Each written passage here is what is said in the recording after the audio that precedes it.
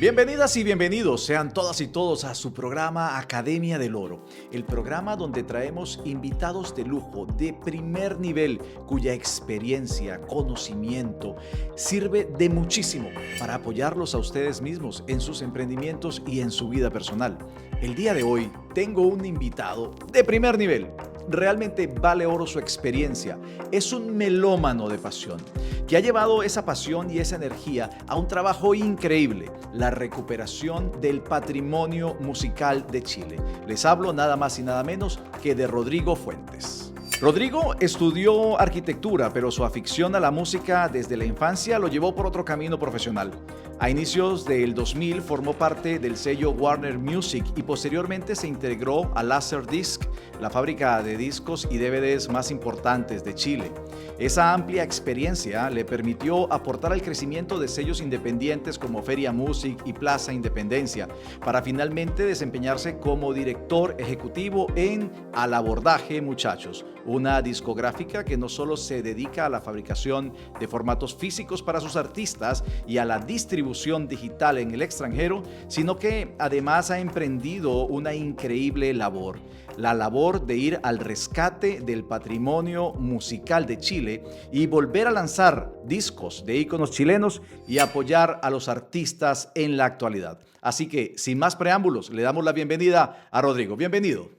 Rodrigo Fuentes, bienvenido a Academia del Oro. ¿Cómo estás? Muy bien, muchas gracias por la invitación. No, gracias a ti por aceptar esta invitación. De verdad que me tiene muy contento y estoy muy expectante de todo lo que vamos a conversar hoy, porque por un lado es la primera vez que traemos a la industria de la música a nuestro set y por otro lado, ustedes no son una productora muy, digamos así, normal por el ejercicio que hacen, por el enfoque que tienen. Pero antes de entrar de lleno con lo que tiene que ver el mundo de la música, quiero conocer un poco de ti, Rodrigo. Quiero saber qué te llevó de ser un arquitecto a ser hoy el director ejecutivo de Al Abordaje Muchachos.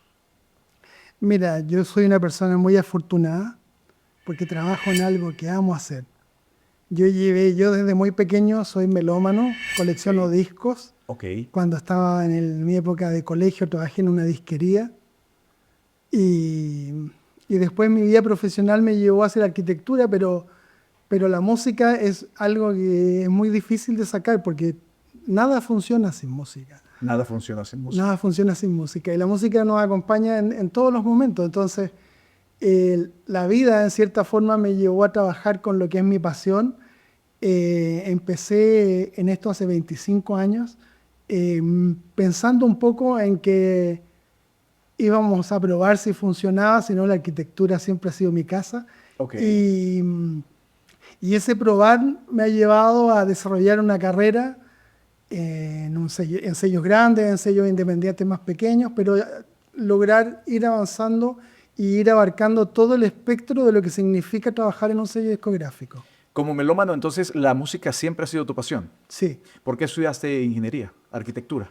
Lo que pasa es que una cosa tiene que ver con la pasión que uno tiene y otra cosa tiene que ver con las aspiraciones profesionales. En cierta forma, cuando uno sale del colegio no está muy bien preparado para la vida y uno toma decisiones que a veces lo llevan por un lado y como te digo, a mí la vida me llevó a trabajar en la música desde el punto de vista más tecnológico en el área de desarrollo de nuevas tecnologías, lo que era el inicio de la música digital, los ringtones y un montón de cosas que ya no existen. Ajá. Y que me permitió entrar en este mundo y poder, como te digo, ir conociendo más facetas para lograr hoy día dirigir un sello discográfico. No sé si cabe la pregunta, pero ¿ejerciste como arquitecto? Sí, 5 años. ¿Cómo comparas ese momento cuando estuviste como arquitecto a hoy como estás en la discográfica?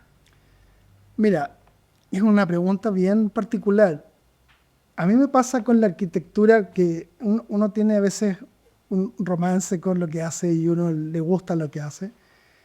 Para mí la arquitectura es fantástica también, es muy bonito el oficio de arquitecto, pero el oficio de arquitecto en el cual yo estudié, que también volvemos a lo analógico y lo digital, Sí. la arquitectura que yo aprendí tiene que ver un poco con el oficio, con el dibujar a mano, con las maquetas. Ah, ok. y tenía que ver con espacios más tangibles y esa arquitectura se transformó en algo digital. Y ese algo digital involucraba que yo durante muchos años pasaba 5, 7 horas metido en una pantalla con el AutoCAD haciendo el trabajo de arquitecto, pero encontraba que era muy poco humano y el estar horas conectado a una pantalla. Encontraba que la arquitectura que a mí me gustaba tenía que ver con otras cosas y un poco fue mi desencanto. Y yo supongo que pasabas esas 5 horas conectado al AutoCAD y al monitor escuchando música. Por supuesto, la música nunca dejó Nunca de desaparecer. Nunca te abandonó. No, nunca. Fíjate que la música, yo amo la música, Ajá. no solo porque me gustan los discos y me gusta coleccionar discos y mi pasión es fabricar discos, sino que la música nos acompaña, como te decía, en todos los momentos y la música es algo tan profundo que tiene que ver con una conexión tan profunda con los sentimientos que es la única manifestación artística que logra vencer el Alzheimer. O sea, Wow. cualquier persona Sí. puede olvidar la cara de un familiar, Sí. puede olvidar de dónde viene, quién es, pero con la música a esa persona con Alzheimer lo transporta a lugares que son para esa persona familiar. Y eso es muy importante. Sí, no, y hay algo mucho más allá que probablemente tú me puedes ayudar a comprender mejor, porque de todas las artes que hay, la música es la más consumible. La música tiene esta capacidad de que una canción tú la puedes utilizar hoy y volver a escuchar una y otra vez en el tiempo, que no pasa con las otras artes. No te sientas a contemplar todo Lo que pasa es que la conexión es mucho más profunda. Exacto, ni a ver una película, ni a leer un libro, ni a leer un poema. Es muy consumible la música.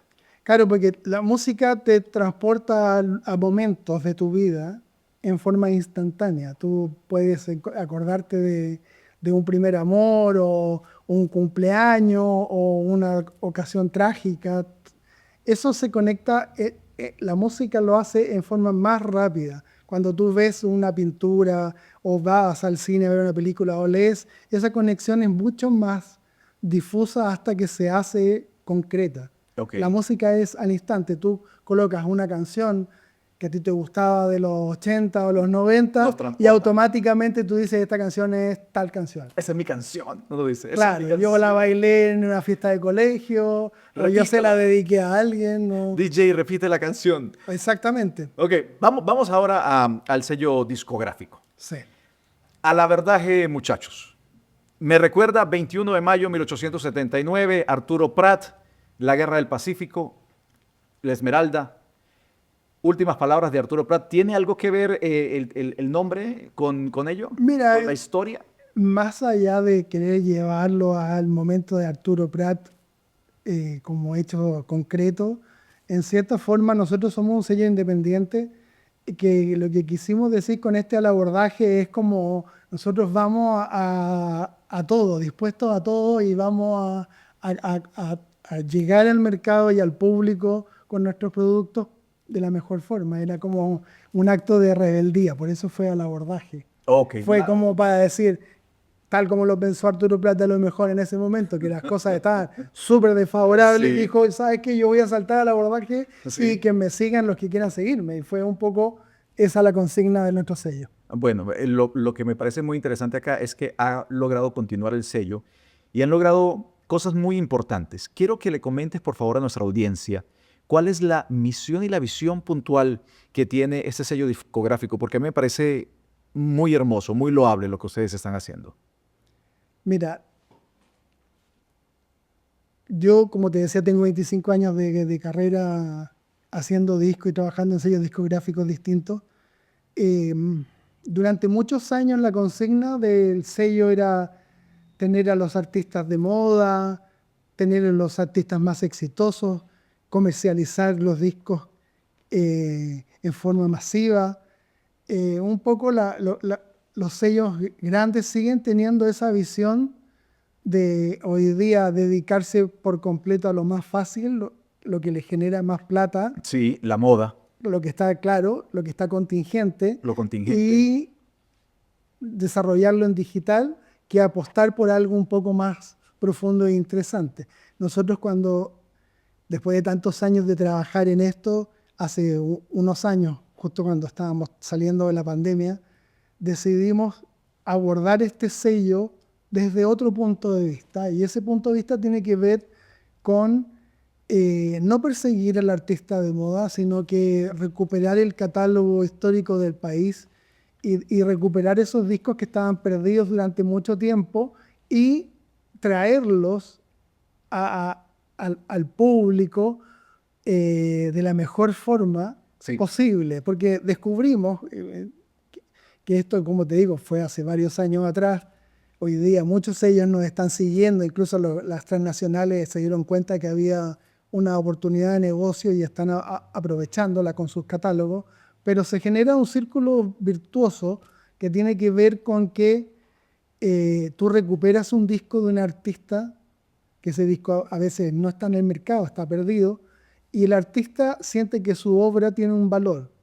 Al entender que esa obra tiene un valor y que la puede reeditar, el artista se entusiasma y muchas veces nuestras ediciones tienen que ver con poder agregar, no solo mejorar la carátula con inteligencia artificial o mejorar el audio con un remasterizado digital, sino que tiene que ver con que muchos artistas dicen, mira, cuando yo hice el disco hace 20 años atrás o hace 30 años atrás, me faltó agregar una canción o tengo fotos de esa época que no se incluyeron. Ok. Entonces muchas veces los discos tienen un material extra que hacen que el disco adquiera otro valor. Y el mismo público, el fanático que compra estos discos, que obviamente hace mucho no lo encontraba en el mercado, encuentra una edición que no solo está hecha con el mejor estándar que hoy día se puede encontrar en el mercado, sino que tiene un material extra que hace que el disco tenga mayor valía y su colección se hace más completa. Tal cual, que tenga un mejor valor percibido.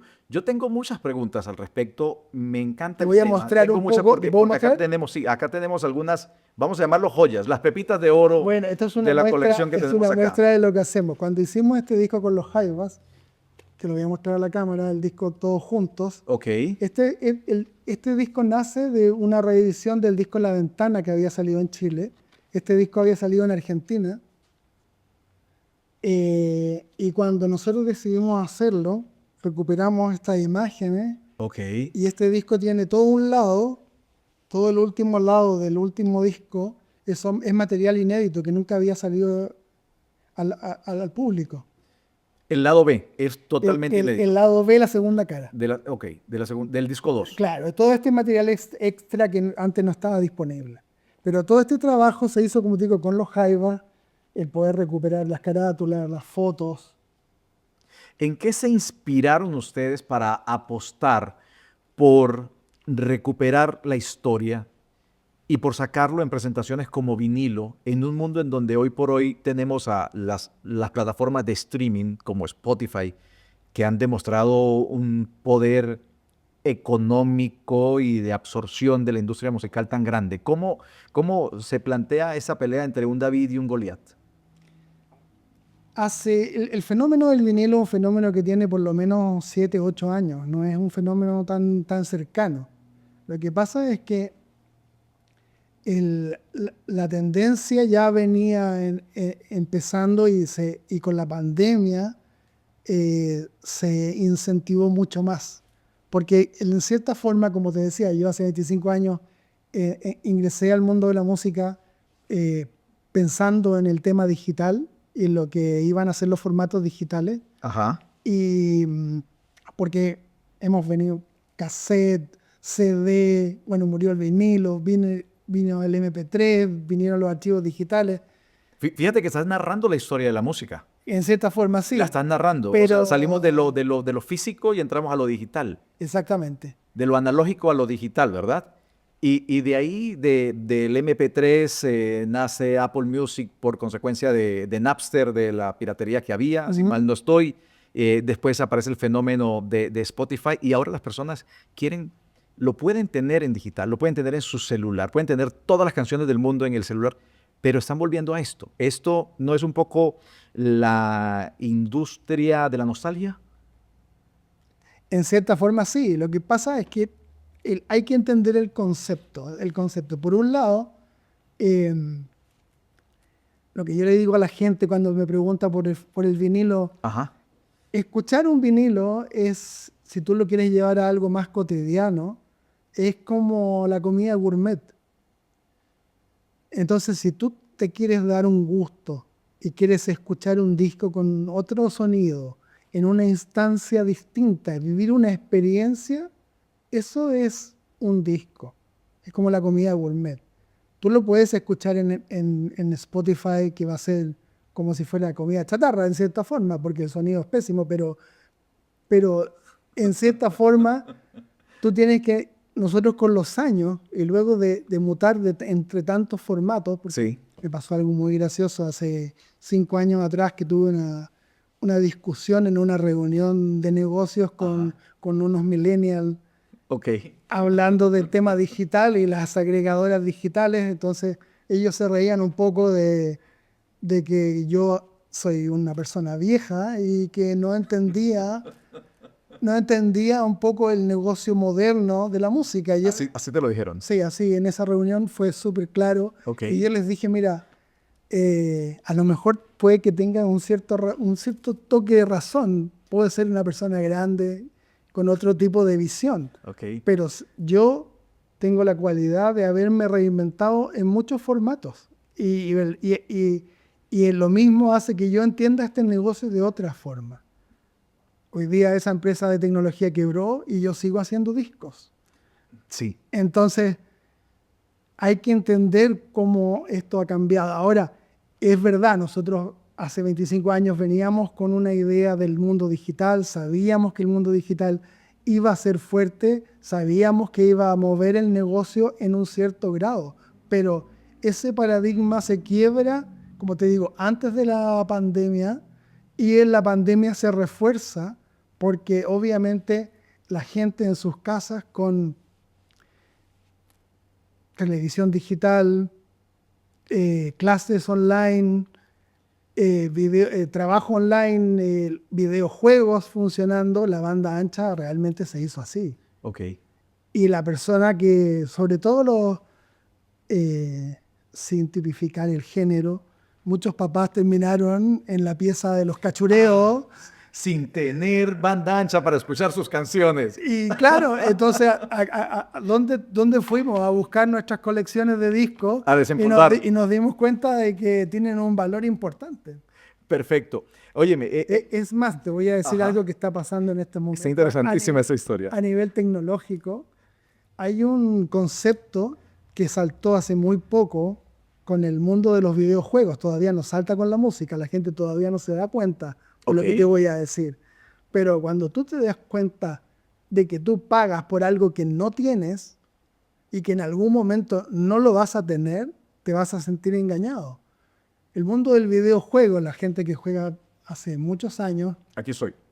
compraba un videojuego y te ibas para tu casa con una cajita, con un CD o un DVD que instalabas ese juego. Sí. Tenías un código que te permitía jugarlo, grabarlo, volverlo a tenerlo. El mundo del videojuego hace un par de años dejó de hacer cosas físicas Ya no y están todo haciendo. se descarga, Sí. pero en las leyes, cuando tú aceptas el contrato, ese contrato en una parte muy escondido dice que tú no eres el dueño de eso. Tú estás pagando por la licencia que te permiten ellos usarlo. En el mundo de la música también tú puedes tener unas fantásticas listas de reproducción que crees que son tuyas porque pagas el servicio, pero algún día no van a estar disponibles para ti. Pero este sí es mío.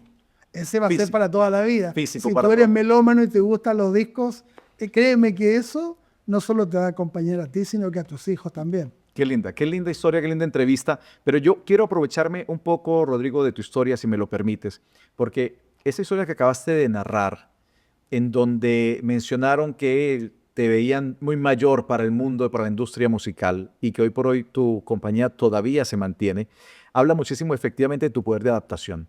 Como sabes, acá hay muchos emprendedores que están siguiendo nuestras entrevistas. ¿Qué nos puedes decir con respecto a la necesidad o capacidad de adaptarse que tiene que tener un emprendedor? Yo creo que para ser emprendedor esa es la cualidad más importante, el poder adaptarte, porque los escenarios normalmente van cambiando a veces más rápido de lo que creemos. Entonces hay que entender qué es lo que uno hace, hacia dónde uno lo quiere enfocar. Hoy día vivimos en un mundo que es muy globalizado y que a lo mejor puede ser muy transversal, pero yo creo que en cierta forma lo específico ha hecho que uno pueda desarrollar y encontrar una posibilidad de negocio.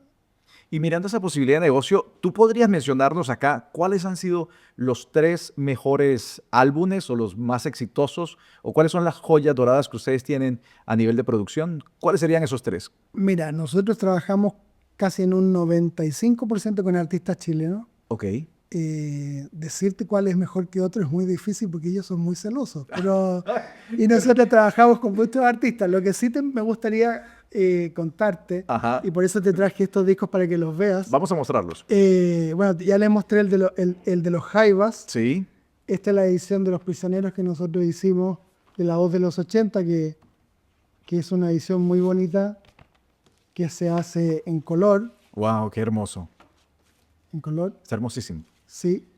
Y lo que te quiero mostrar, más allá de los artistas, es un poco entender cómo uno tiene que reinventarse. Acá están CDs, cassette que también hacemos para probar, pero, por ejemplo, no solo están los vinilos tradicionales, que pueden ser los que la gente más compra o que son más asequibles, sino que, por ejemplo, esta es una edición en Picture Disc. Miren qué hermoso ese long play.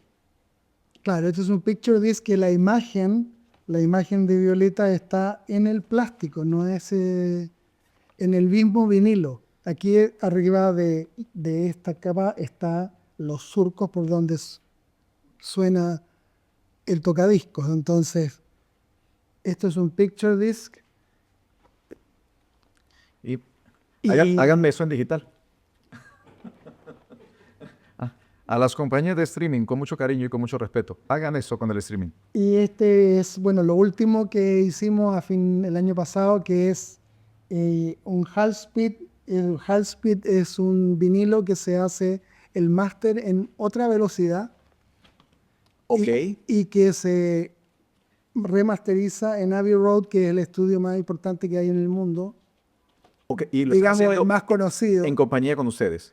Claro, ellos nos dan el servicio de poder hacer esto. Entonces, pues, hoy día esto es una tendencia mundial. La mayoría de los discos clásicos que están saliendo, Sting, Led Zeppelin y un montón de bandas están saliendo en high speed porque el coleccionista obviamente siempre busca tener algo que suene mejor o distinto y esto le da la posibilidad de tener esa capacidad. Ok, half speed, es decir, se graba A mitad de velocidad. Sí. A mitad de velocidad para que finalmente el audio sea más... Sí, sea puro, más nítido, más nítido. más nítido y más puro.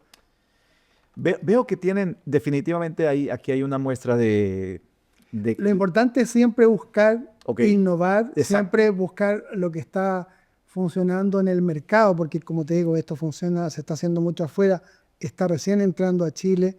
Nuestras ediciones, si tú te fijas, no solo que tienen muy buena calidad de materiales, sino que normalmente son numeradas, son ediciones limitadas, muchas veces hacemos partidas que no volvemos a hacer.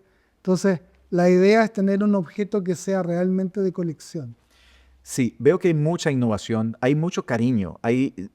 Uno puede darse cuenta cuando alguien está poniendo pasión en lo que hace. Y veo en cada detalle de lo que me has mostrado hasta el momento esa pasión. Sin embargo, el mundo del emprendimiento o de los negocios no es tan sencillo. ¿Cuáles han sido los momentos críticos que han tenido ustedes en el desarrollo de esta idea y que les ha permitido por lo menos llegar hasta acá? Cuéntame esos momentos críticos. Mira, los momentos más difíciles que hemos tenido, porque uno ve los productos y obviamente uno ve la parte linda del negocio, pero hay mucho trabajo atrás. Ese trabajo involucra, yo lo llamo a veces una arqueología musical. Arqueología musical, claro, me encanta ese término. Genial. Porque en cierta forma muchas veces los materiales no están disponibles. O sea, muchos discos que vienen de una época analógica, en esa época no se guardaban las matrices de imprenta, no había mucha cosa que los audios estaban guardados en cinta. O sea, uno se imagina que eso ya está en digital en alguna parte y que lo tomas y lo conviertes en un long play, pero no es así. No necesariamente. No es así. No ¿Cuál es el necesariamente. trabajo que hay detrás de la reconstrucción de una Entonces, obra de estas? tiene que ver con el recuperar el arte original, muchas veces tratar de mejorarlo con inteligencia artificial y también recuperar el sonido. Y ese sonido muchas veces también está en analógico y hay que llevarlo al mundo digital para poder limpiarlo y recuperarlo. ¿Recuerdas alguna anécdota en particular de una de esas búsquedas arqueológicas musicales que has hecho? Bueno, hemos hecho varias, pero con Violeta Parra el trabajo fue un trabajo de 2 años porque tuvimos que recuperar la imagen del arte que se había hecho en una época donde las imprentas no tenían nada moderno. O sea, los offset y todas las cosas se hacían con tijera y era muy antiguo. Entonces tuvimos que recuperar ese arte, llevarlo con inteligencia artificial a una imagen actual donde aparecieron un montón de cosas que no estaban y buscar en versiones que tuvimos que comprar no solo en Chile, sino que a veces afuera, porque el disco también fue editado en otras partes, Ok. y poder buscar el inserto y buscar también cómo se había hecho antes para traerlo de vuelta. Sí. Entonces también eso involucró no solo recuperar el material, sino que también entrevistar a las personas que grabaron el disco, Wow. entrevistar a los ingenieros o al gerente general de la RCA de los 70 Wow. y saber un poco la historia por qué viene.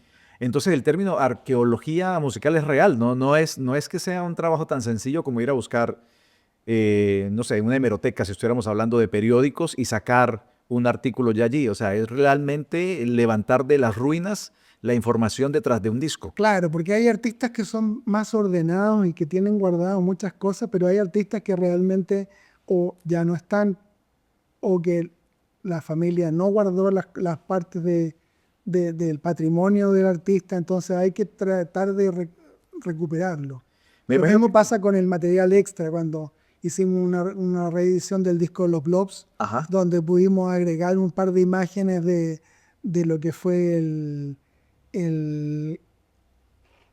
la escritura del estudio cuando se hizo el disco y agregamos un montón de cosas que también nos permitió que ese disco tuviera más realce. Fíjate que probablemente cada disco para cada artista debe ser una especie de hijo, ¿no? Debe ser una producción especial, debe haber un amor importante en cada disco que un artista publica. Pero ustedes aquí le están dando la oportunidad a los artistas de sentirse doblemente orgullosos o sentir nuevamente el orgullo por una producción que en algún momento tuvieron y que ya no estaba sonando, ya no existía.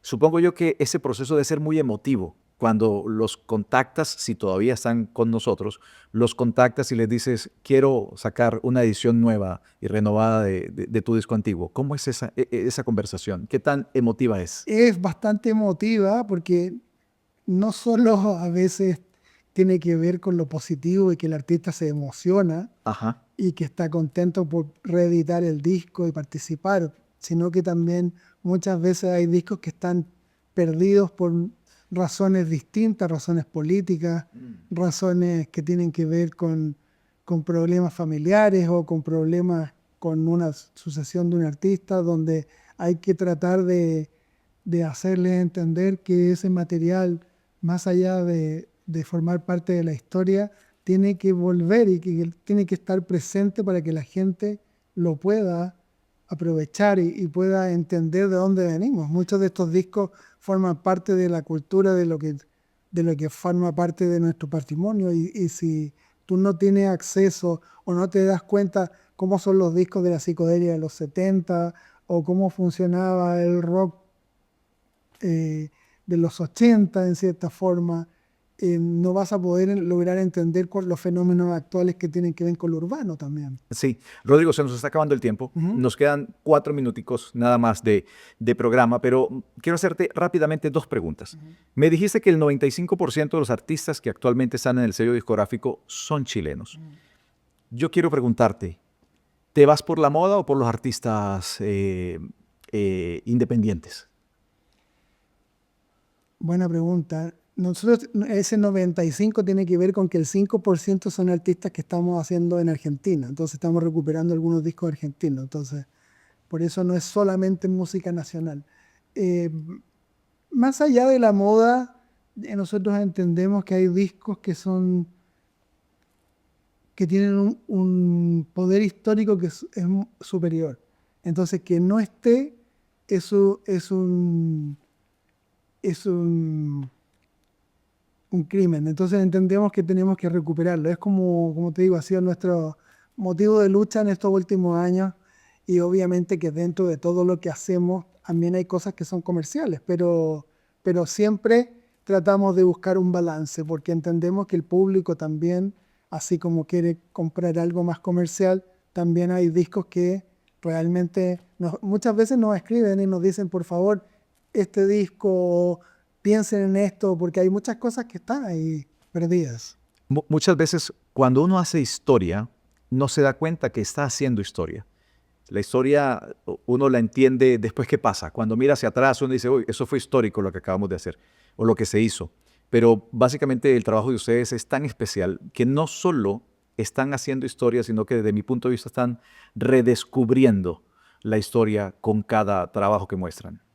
Claro, hay una cosa también personal, como te digo, yo soy melómano, amo los discos, me encanta hacer lo que hago. Yo creo que la pasión que tú me nombrabas un momento atrás tiene que ver con eso. Los discos, yo los hago pensando en cómo me gustan a mí los discos y qué es lo que yo espero de que el público, la gente que lo consume, va a buscar en uno de los discos que yo fabrico.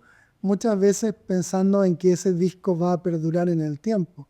Me pasó con el disco La Violeta Parra, que como te digo, nos costó mucho porque no solo fue un tema de recuperar, fue un tema judicial también.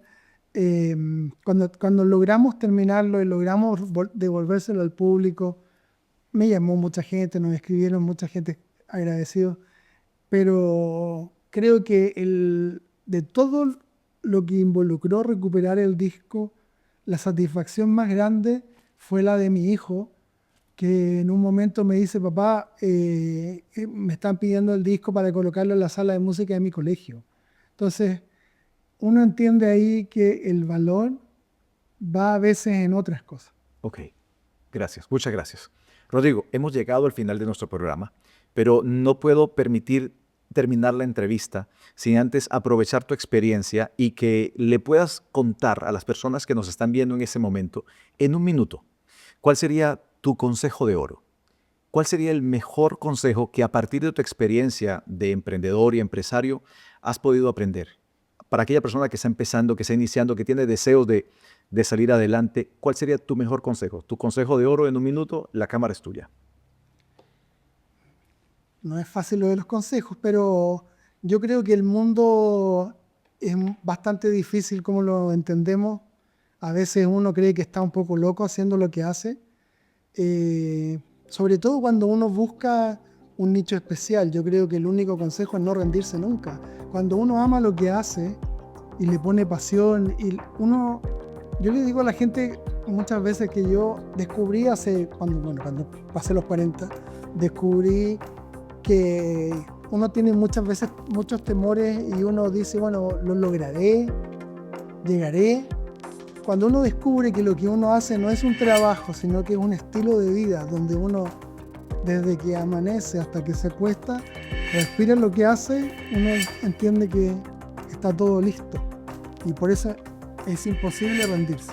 Gracias. No hay que rendirse. Gracias, Rodrigo. Muchas gracias. Y mira, quiero hacerte entrega de este presente en nombre de Auro Joyería, para que Muchas cuando limpies la aguja y pongas a rodar el acetato, destapes esta botella mientras disfrutas de la música, un vino, un gran reserva para ti, Gracias. con mucho cariño. Bueno, tiene que ver con eso, porque disfrutar los momentos. Así es, así es. Gracias por compartir con nosotros toda tu experiencia y muchas gracias también a ustedes por habernos acompañado en el capítulo de hoy. Espero que hayan disfrutado muchísimo porque este capítulo estuvo, desde mi punto de vista, muy emotivo, recordando muchas cosas y con hermosas piezas sobre esta mesa. Así que gracias por acompañarnos. Los espero en un próximo capítulo de Academia del Oro. Eso es todo por hoy. Se despide tu amigo Juan Carlos Cano.